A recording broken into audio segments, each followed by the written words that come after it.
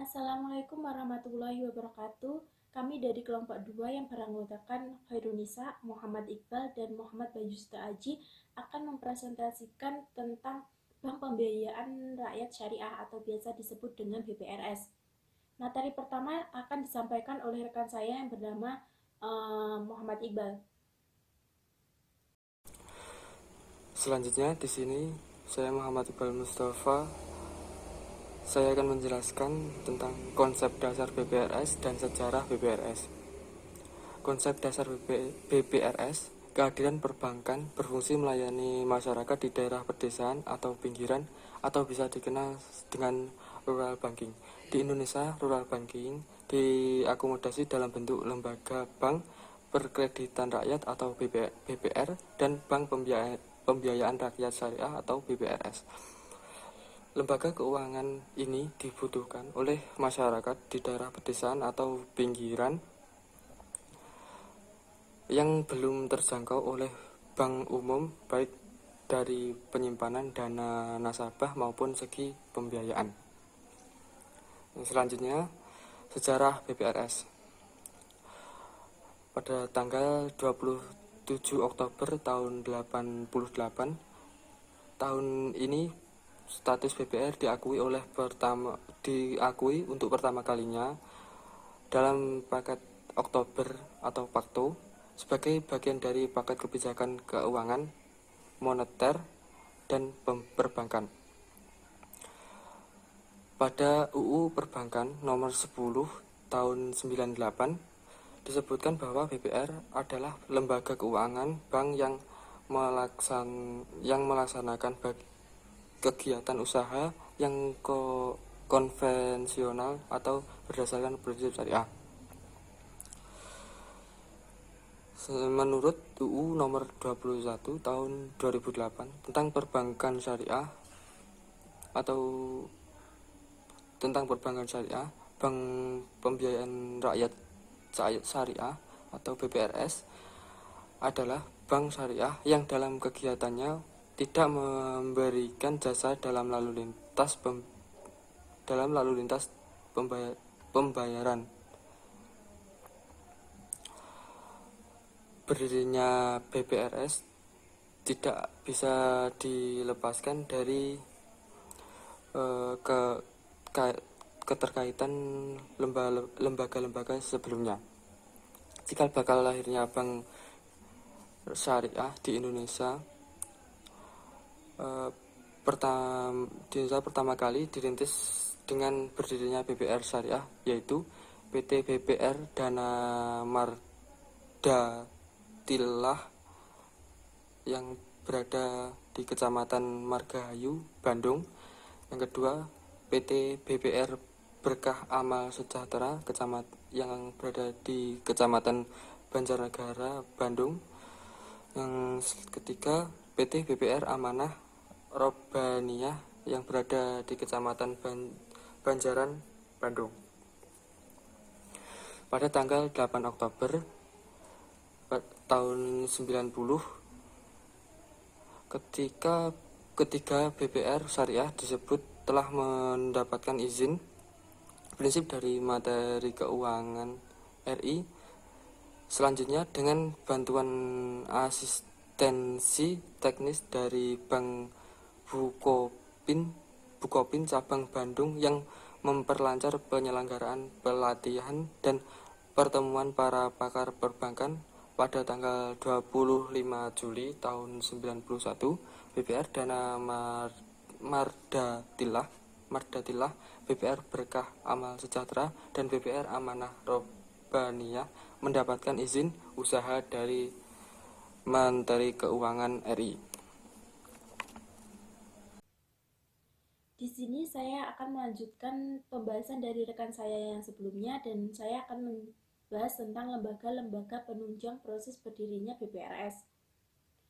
Di dalam lembaga penunjang proses berdirinya BPRS itu ada dua lembaga. Yang pertama, Lembaga Pengembangan Ekonomi Syariah, di mana dalam lembaga ini bertugas melaksanakan program pendidikan atau pemberian bantuan teknis berdirinya BPRS Syariah di Indonesia, khususnya di daerah-daerah berpotensi. Yang kedua itu ada Yayasan Pendidikan dan Pengembangan Bank Syariah, di mana yayasan ini dapat membantu berkembangnya BPRS di Indonesia dengan melakukan kegiatan seperti pendidikan, baik tingkat dasar untuk sarjana maupun tingkat menengah untuk para praktisi yang berpengalaman minimal 2 tahun di perbankan syariah. Yang kedua itu juga dapat membantu proses berdirinya dan memberikan bantuan asistensi teknis. Setelah itu, apa sih tujuan dari berdirinya BPRS itu sendiri?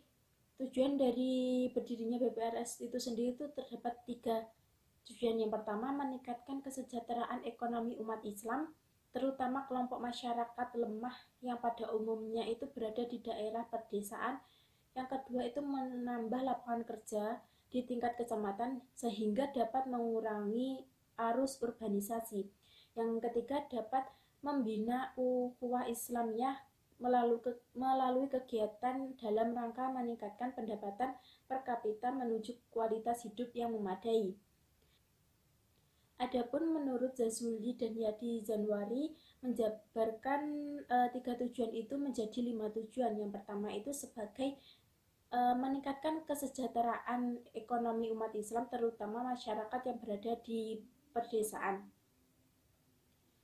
Yang kedua, meningkatkan pendapatan per kapita. Yang ketiga itu menambah lapangan kerja terutama di tingkat kecamatan. Yang keempat, mengurangi urbanisasi. Dan yang terakhir, membina semangat ukhuwah Islamiyah melalui kegiatan ekonomi. Adapun tujuan khusus dari BPRS itu sendiri adalah menyediakan jasa dan produk perbankan syariah untuk masyarakat yang memiliki ekonomi lemah atau memiliki usaha kecil, baik di perkotaan ataupun di perdesaan. Materi selanjutnya akan dibahas oleh rekan saya Muhammad Bayu Setiaji. Baik, di sini saya akan melanjutkan presentasi dari rekan saya. Jadi di sini saya akan membahas tentang karakteristik BPRS dan sistem pengembangan BPRS. Kita menginjak ke karakteristik BPRS. Yang pertama yaitu harus memiliki kejelasan dalam visi dan misi dan rencana kerja yang realistis. Yang kedua yaitu dukungan kuat dari pemilik, manajemen, dan staf. Yang ketiga, menyediakan produk dan jasa keuangan yang sesuai dengan kebutuhan nasabah dengan prosedur yang sangat sederhana. Nah, di sini kan kemarin tadi dijelaskan bahwasanya BPRS itu memiliki tujuan untuk memberikan kemudahan kepada masyarakat pedesaan dan masyarakat pinggiran guna untuk bisa mengembangkan usahanya dalam dunia ekonomi. Nah, di sini karakteristiknya ada dalam karakteristik ketiga. Yang keempat yaitu berfungsinya manajemen perencanaan dan pengendalian secara efektif dan efisien didukung oleh sistem informasi manajemen dan yang memadai serta secara berkelanjutan maupun secara operasional maupun finansial. Ya, itu 4 begitulah dari karakteristik BPRS. Kemudian kita lanjut ke strategi pengembangan BPRS. Jadi dalam mengembangkan BPRS itu memiliki strategi tertentu.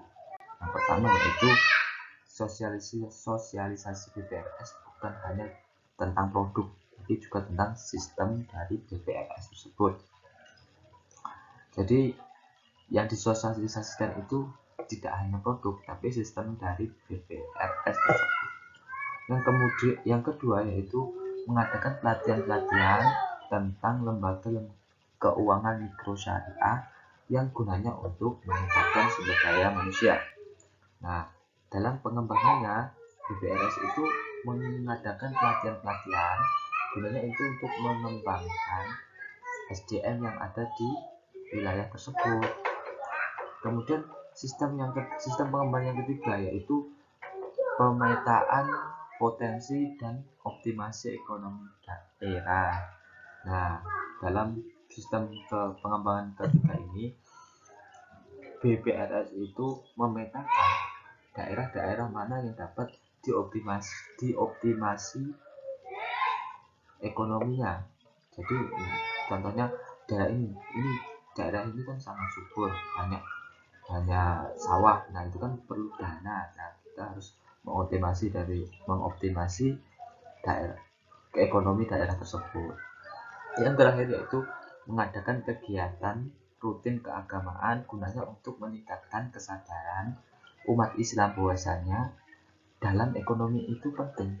Nah, jadi umat Islam itu tidak hanya beribadah, ibadah penting, tapi dunia kan juga penting.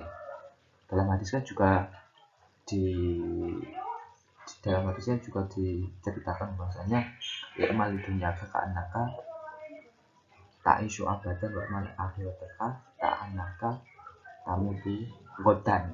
Ya, pokoknya bekerjalah sekeras mungkin dan bayangkan bahwa kamu akan hidup selamanya, dan beribadahlah sekencang mungkin seakan-akan kamu akan mati besok. Nah itu kan berarti bahwasanya kita harus bekerja keras termasuk dalam hal ekonomi ini. Jadi ekonomi itu juga penting dalam Islam. Mungkin sekian presentasi dari kelompok kami. Apabila ada kurang lebihnya kami mohon maaf. Akhirul kalam wallahu muwaffiq ila aqwamit thoriq. Wassalamualaikum warahmatullahi wabarakatuh.